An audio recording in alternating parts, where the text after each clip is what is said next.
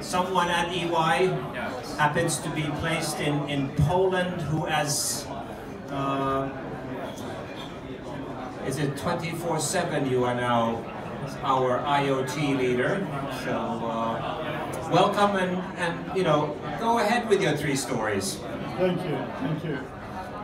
Okay, so usually when we talk about IoT, we talk about technology, but I want to tell you something about IoT from different angles.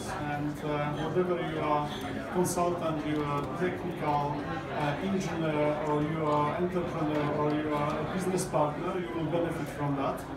But definitely you will have a problem because I will walk. So you will follow me. I mean, you should invest in DJI drones. I mean, they have some like follow you. I know. Next time. Next time. Thank you. Okay, so the most important thing when we talk about IoT is that IoT is here and now. And what Clay Christensen said, that you can hate gravity, but gravity doesn't care. Means that you can believe or not that IoT exists, but IoT exists, and IoT is not any longer a hype. I mean, you will benefit from IoT, you benefit from IoT, and you will benefit from IoT. And you will benefit from IoT. And you will benefit from IoT. And but just briefly, what is the biggest problem with IoT? The scale. I mean, you know that there is the computing power is huge, so I will move myself here. You know that the cost decreased. You know that the connectivity now is a topic. I mean, the connectivity is really boosting the IoT. But the real problem is the scale. I mean, it's very, very easy to connect one device or 2 devices. But when you have 1 million of devices or 3 million of devices, here's the problem. And whenever we will start our story from money, technology, or people, the scale is something you have to deal with. Okay? So let me start from the money. The first story is about money. So what is IoT really? So if you have whatever asset, like a car or asset you can imagine, you probably have, from the business perspective, you have the asset cost. Thank you. Then you expect the utilization of the asset. Yeah? So if you buy your car, you expect that this car you will utilize every day driving home or driving office. Then you expect that there is the average price per hour using these assets. And then you calculate ROI. Are you familiar with that? Yeah.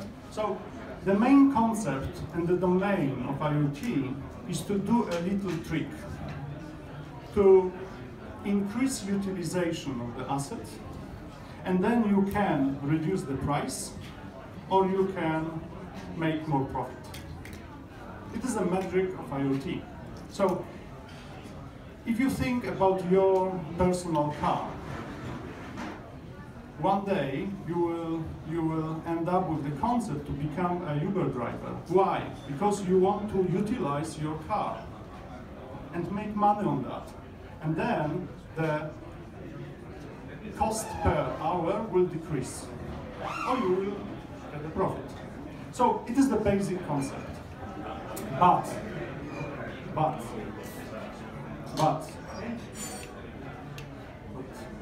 doesn't work. But I know why. Because of the security. Excuse me for that.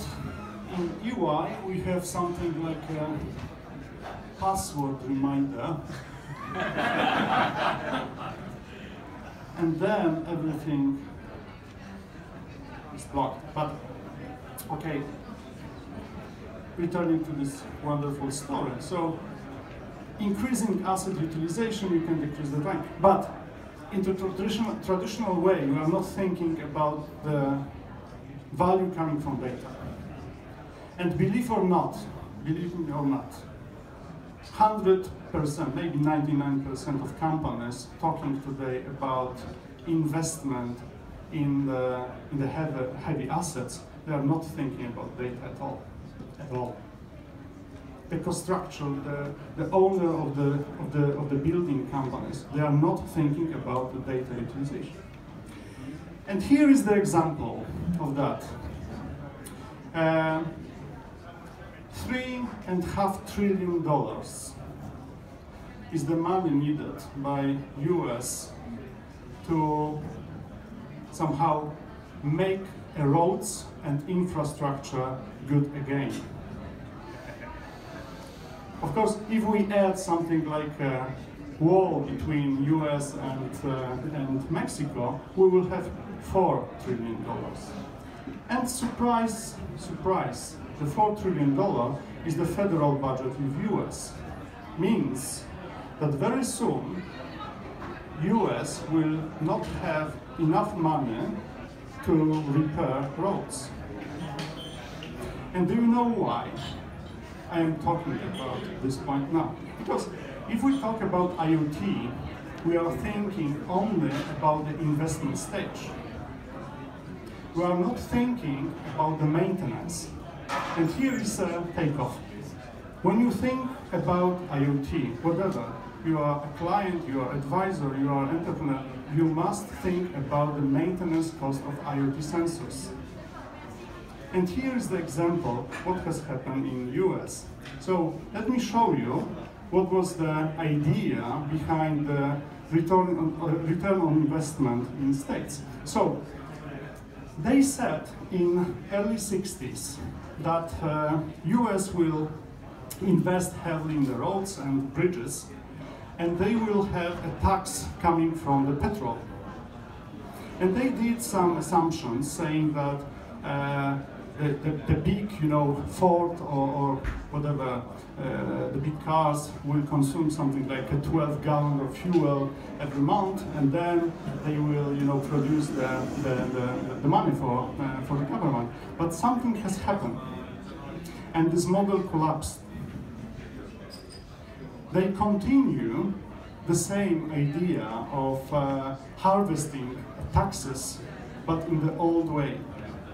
And because of engine consumption, because of the hybrid, because of electric cars, but also something like telepresence, like remote work, their business case for maintaining infrastructure doesn't work at all. They don't know, as a US government, how to make this model working again, to be great again. And now the US government is thinking how to collect data and how to sell data coming from the infrastructure to somehow fill this gap.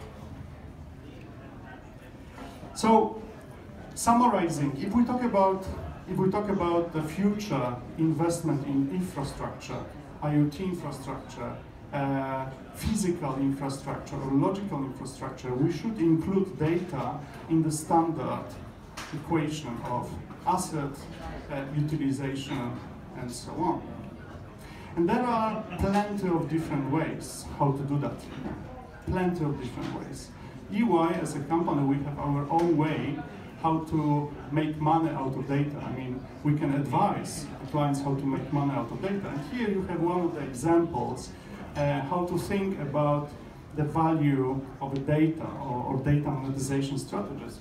The important thing is, and please remember, if you want to invest in IoT, you should, at the minimum, use the data to cover a gap between the investment in hardware, software, people, plus something like a maintenance in the future.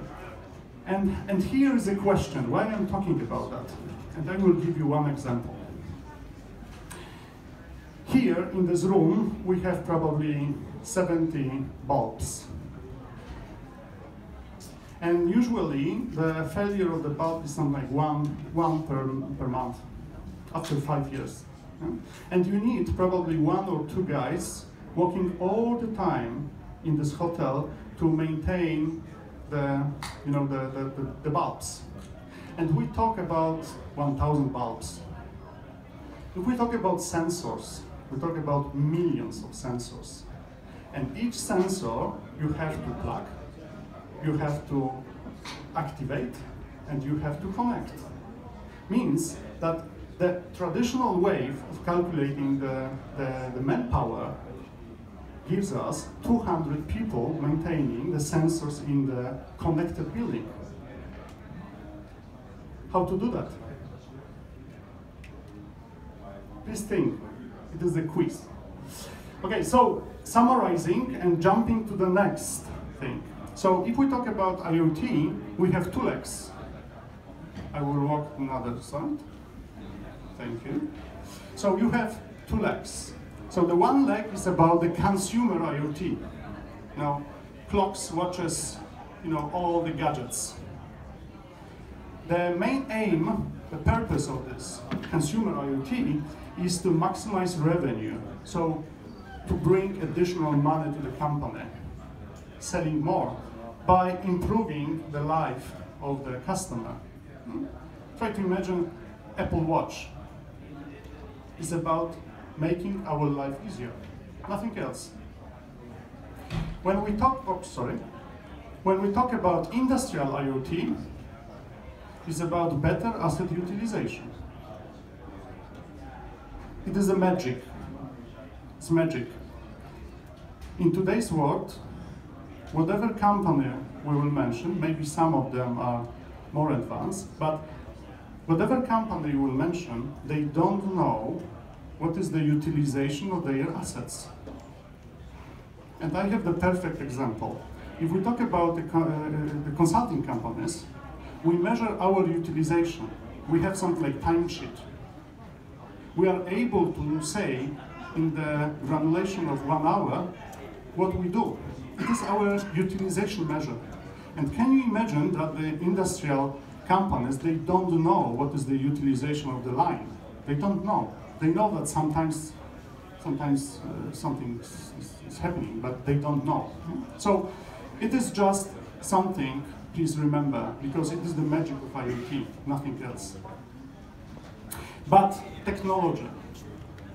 I mean, the money is important, but the technology is very tempting and very nice. So the story about technology, but before we will jump to the technology, let's agree the definition of IoT. So the standard internet, you have 1 user, you have 2 computers, and the second user. So this is something traditional.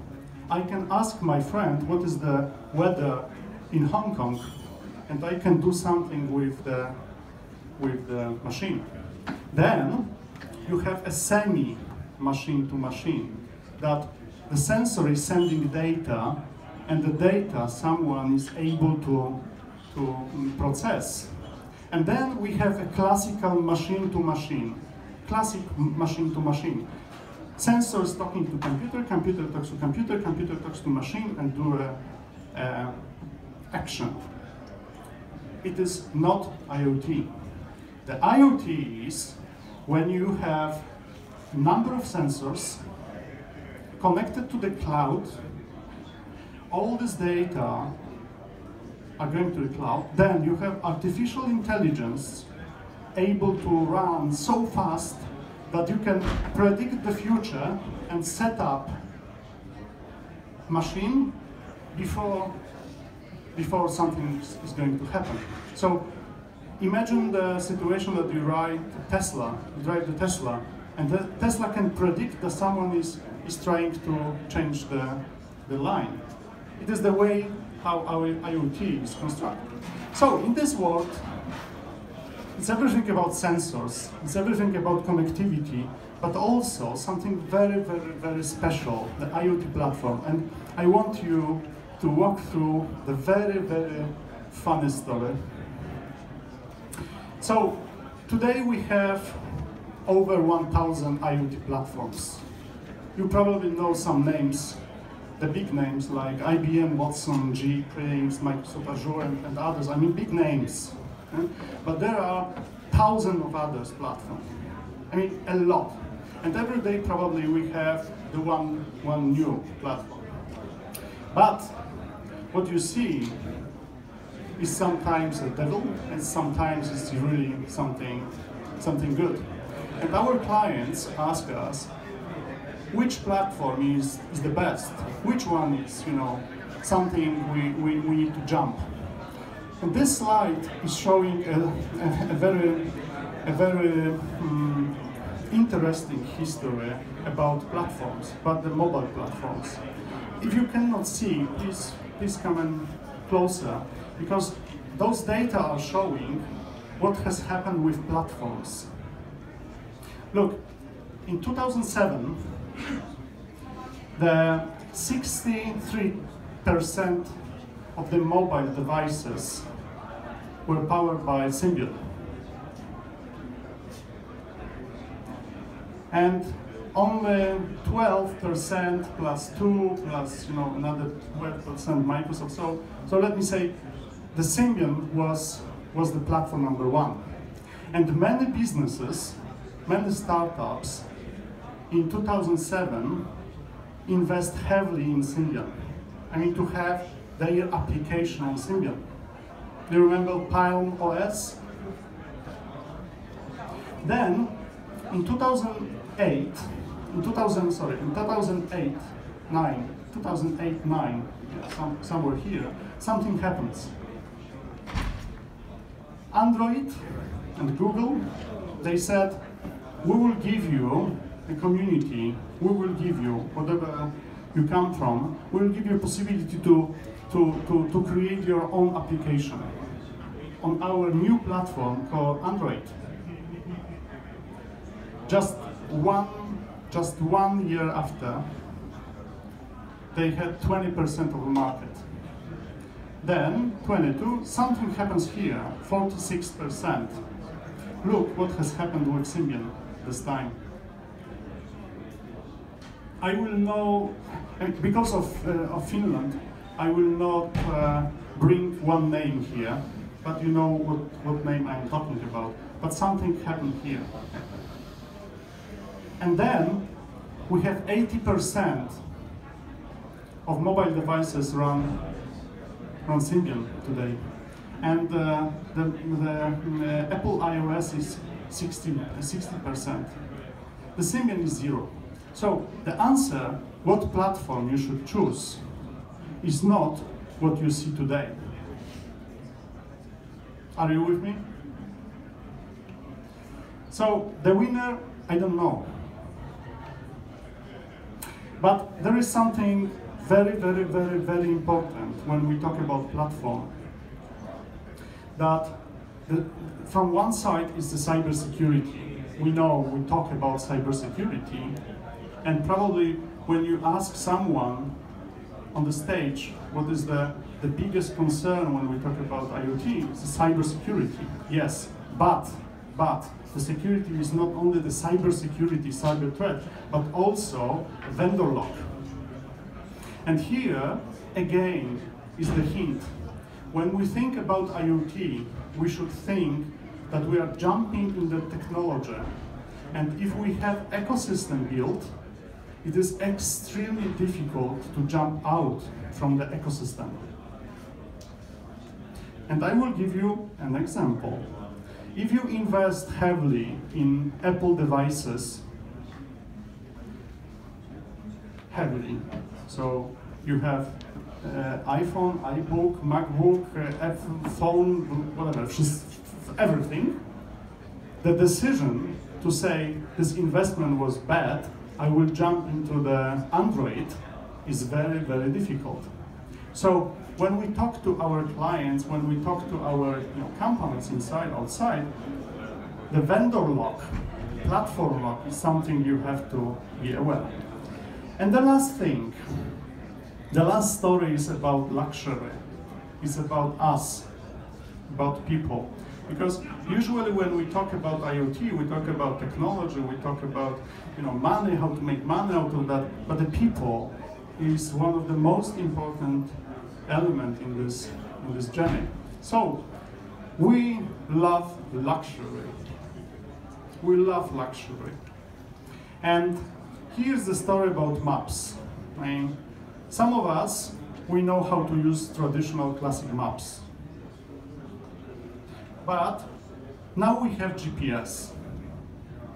And when I talk to my son or to my daughter how to find a way, go somewhere, they use GPS.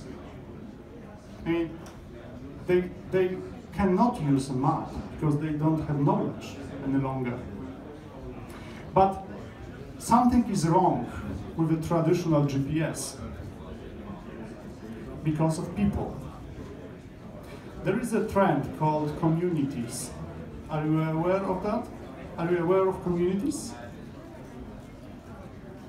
Sometimes, I come from Poland, and sometimes it is very, very similar, like communism. But the community somehow means communism.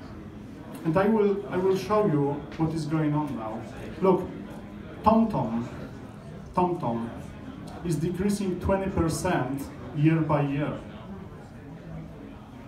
Can you imagine that in the era that everybody used GPS, one of the leading companies, like TomTom or other, they are losing market because of this thing, because of communities. People are able to spend hours, days, driving through the cities and forests where they have a white pages. I mean, white pages means no information about roads. And the people in communities, they are spending their time, their money for fuel, and they are describing the roads. Because they will have a star, a badge. Can you imagine? So, backing to our companies, backing to our clients, it is absolutely something old generation has no clue about.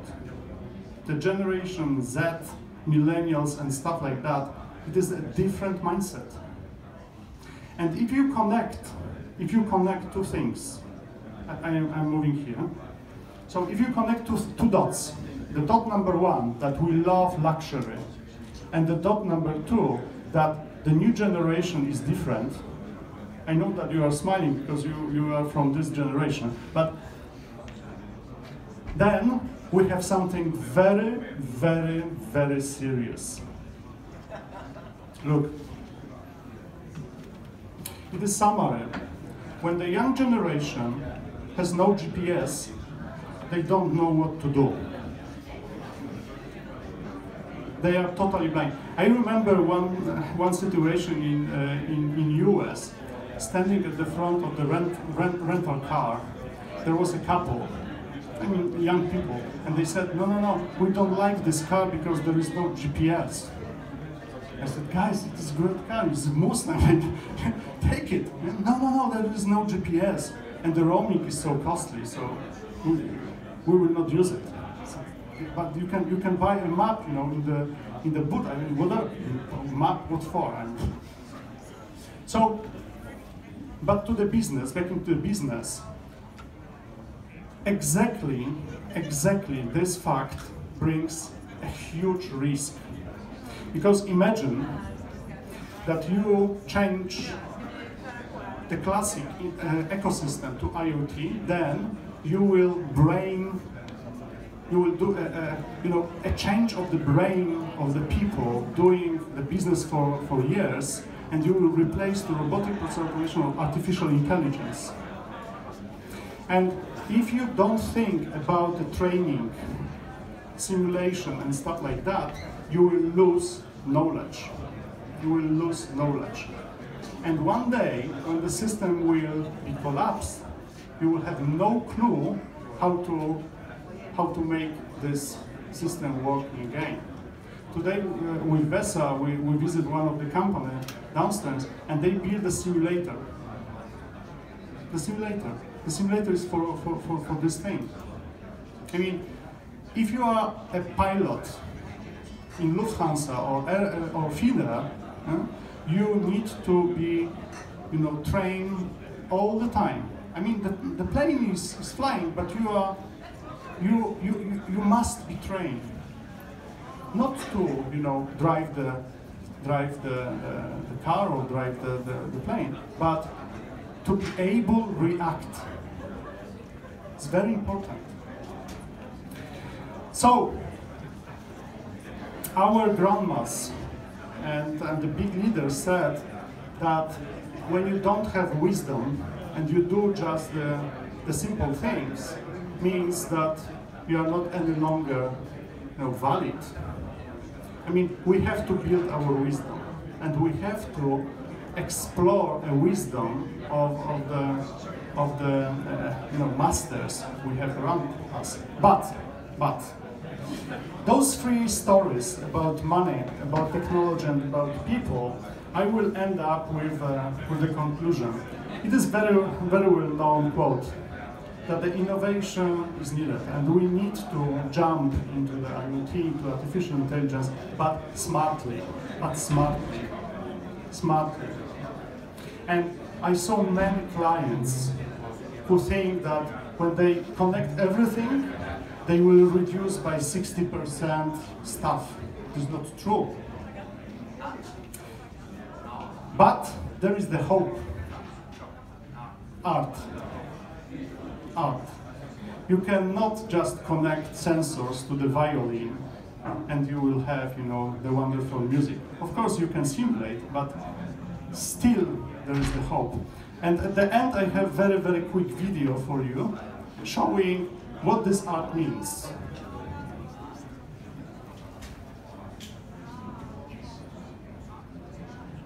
To try to the 10th power.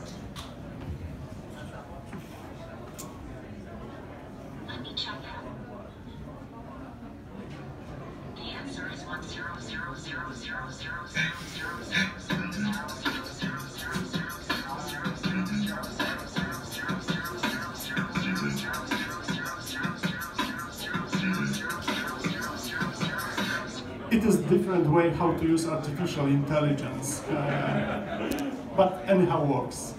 Thank you very much. Thank you, Aleksander. I don't know whether you noticed that when you went into your three stories and the first one was money, there was silence. Yes. I think that's when you caught everybody's attention, when you started to talk about technology and people, half of the crowd was lost. So, that brings us to end of this session. I think this was a great journey in terms of how IoT could and would and should be seen. So thank you very much, Aleksander. Thank you very much. Thank you.